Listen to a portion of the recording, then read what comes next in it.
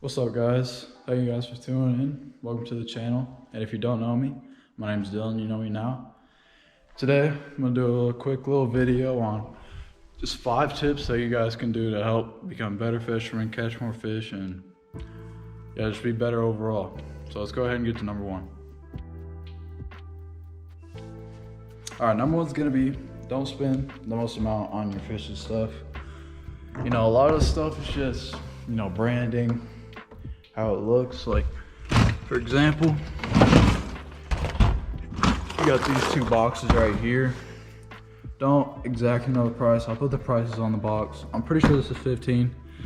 That's like 6.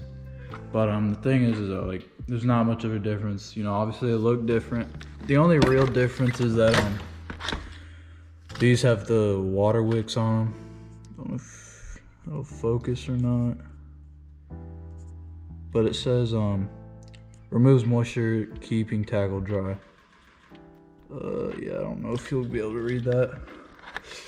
But oh, another thing is that this is watertight right there. It's got the rubber. So, that's the high end, the $15. That's like $6. I'd recommend going with that every single time. Another choice is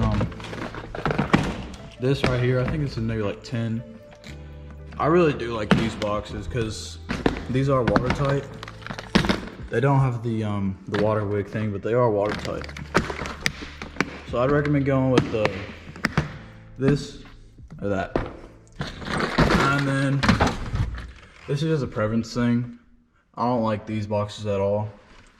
That one's also pretty expensive, but me personally, I go with the clear boxes. It's just better for me. But yeah. Obviously, all those lures though, you're gonna need to throw them with something, like a rod and a reel. So let's open the rod box. Got a decent amount. Maybe like low 10s, probably like mid, maybe like 15 something. But I don't spend much on my rods. I love them all. Rod socks, you could go rod sock if you want. I'd recommend getting the ones with these material if you're gonna get some, because what do you say? Oh yeah, if you guys know, like the normal rod socks, if you get a hook in them, it's hard to get them off. Plus, I like to have them with this thing that holds onto the reel, because I've lost probably like at least 5 rod socks because they just fly off when I'm on plane. But going back to rods and reels. Don't spend much on a rod. No, don't spend that much on a reel. You can spend a decent amount on the rod because rods are pretty important. The most I'd spend on a rod is probably like 200, maybe 250, maybe. Mostly 200, some 150. When I first started, I actually really like these rods. So, but these Carbon Light 2.0s. They're cheap, but they get the job done. I think they're like 120 maybe. Not too expensive. And also the combo. I have it right there. I don't know if you can see it. Oh yeah. That's pretty cheap. I like those a lot. But yeah, reels, I'd probably go tops 180, 150. Cause I could toss a 150 reel and like it just as much as a $200 reel. Cause I have $200 reels in there. I got $100, $150, and not too much of a difference. So don't spend much on a rod and a reel. Soft plastics, hard baits as well. You saw that back there. I'm not gonna pull them out, but I got them in there. I got my spinner baits and buzz baits in there. Don't spend a lot. I would stick to one certain brand. I'd go with Zoom, to be honest. Zoom's probably the best bang for your buck. They got good action, they look good, they got a lot of colors. Durability is the big thing. I used to run Guggen most of the time when my parents paid for most of my stuff. And I definitely liked the Guggen, but I just didn't like the price of it when I started paying for my stuff. So then I started to go with Zoom, and I also mixed in some Strike King. And I really like it. I really like Zoom. I think I'm gonna stick with Zoom. I really like the Rage Crawls on Strike King though.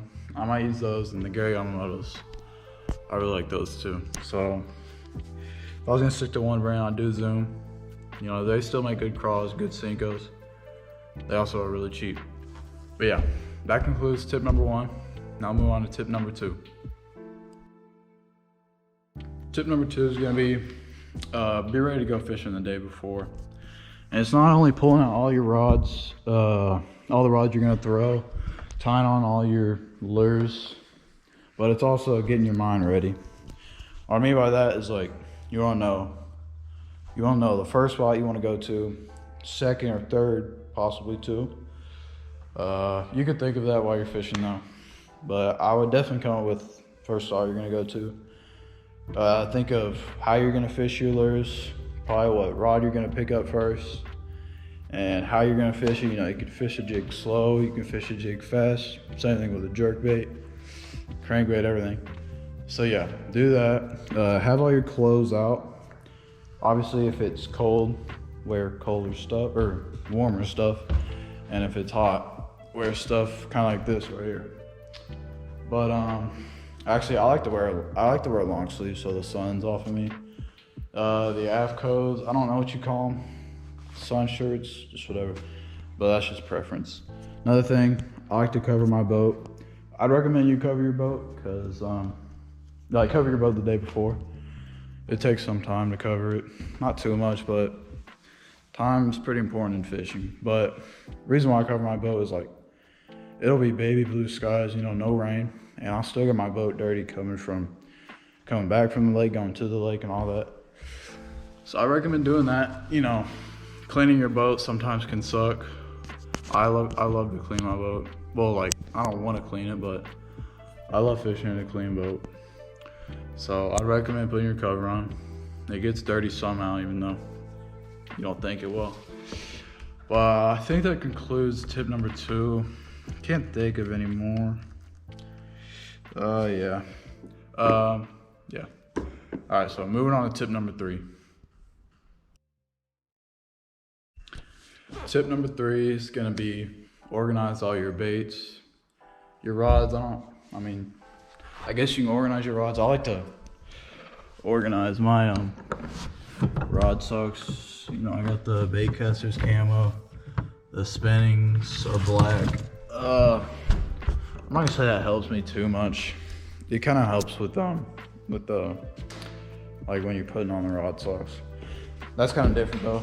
But hard baits, you know, I got chatterbaits, cranks, terminal, jig heads, deep cranks, and all that.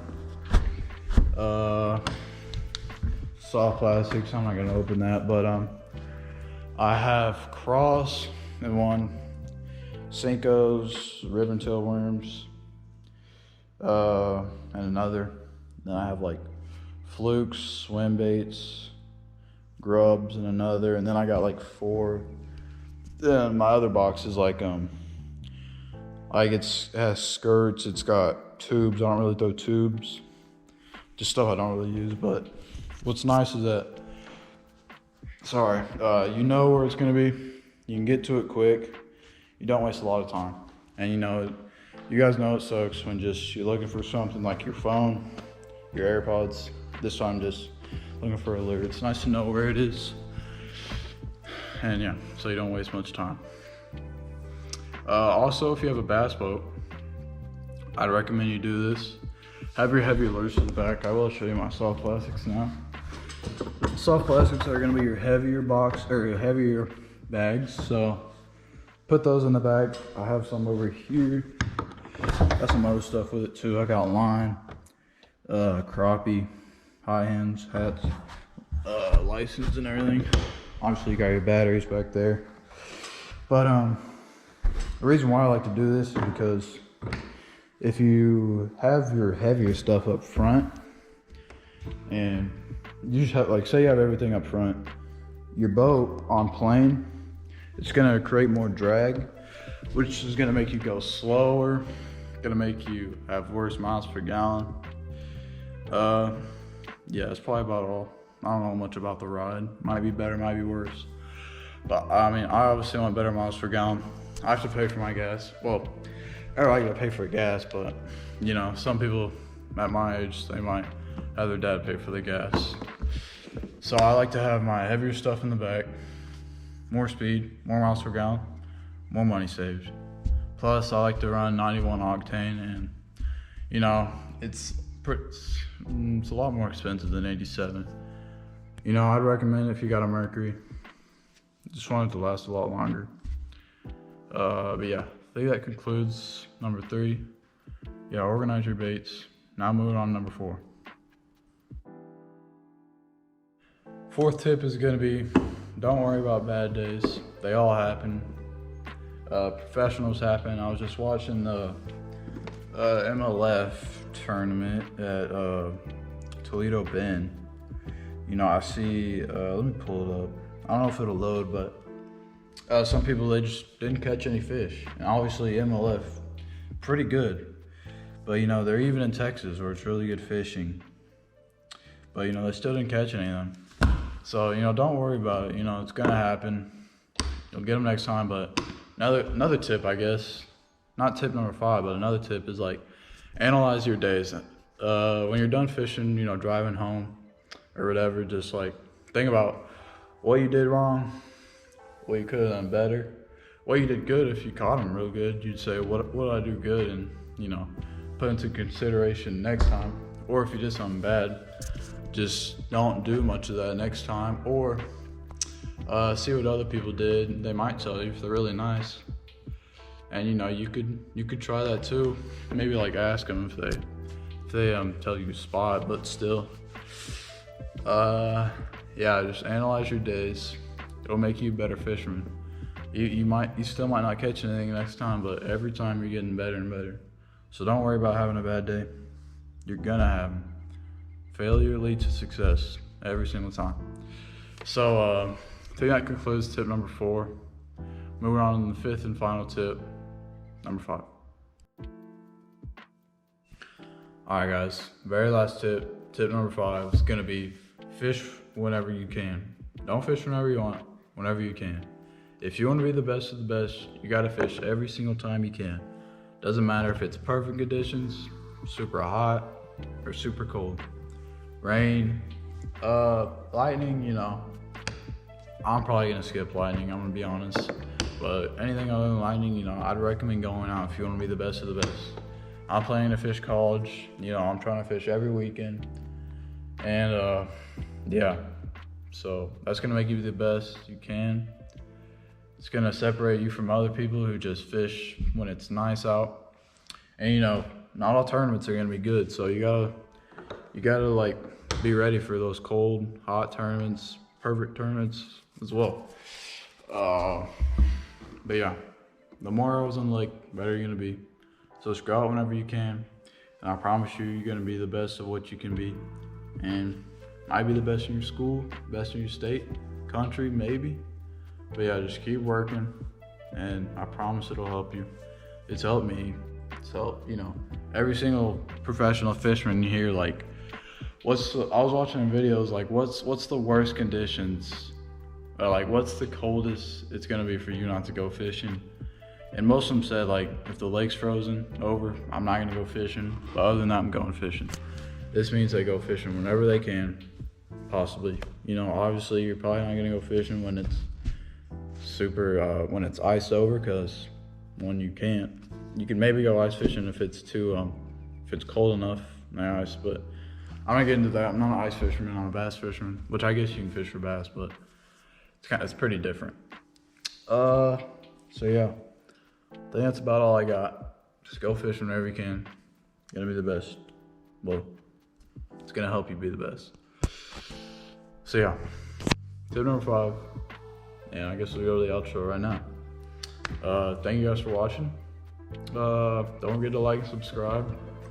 And if you want to see more tips from me, I will definitely post some. If you guys comment down below for some. If you have more tips, comment down below. If you're looking for some, maybe someone comment for you.